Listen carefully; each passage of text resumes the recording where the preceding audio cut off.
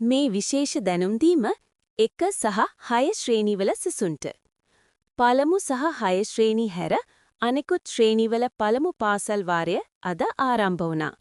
කෙසේ වෙතත් 6 ශ්‍රේණියේ පළමු වාරය මේ මාස 21 වනදා සහ පළමු ශ්‍රේණියේ අධ්‍යයන කටයුතු 29 වනදා ආරම්භ කරන බව අධ්‍යාපන අමාත්‍යාංශය පවසනවා.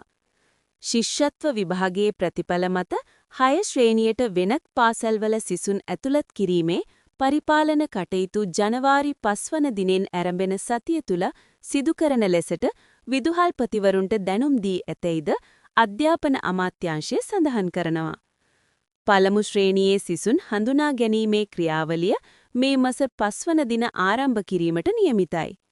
දැනට පැරණි විෂය නිර්දේශය ක්‍රියාත්මක වන 7-11 ශ්‍රේණිවල විෂයන්ට වෙන්වන සමස්ත කාලය යම් අඩුවීමක් සිදුවන බවද එම අමාත්‍යාංශය සඳහන් කරනවා.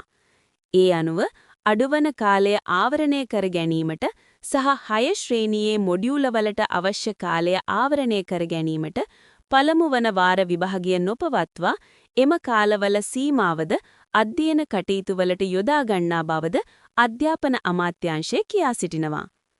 ඔයාගේ අදහසත් පහලින් කමෙන්ට් කරන්න. ඔයාගේ යාළුවන්ටත් බලන්න මේ වීඩියෝ එක ෂෙයා කරන්න.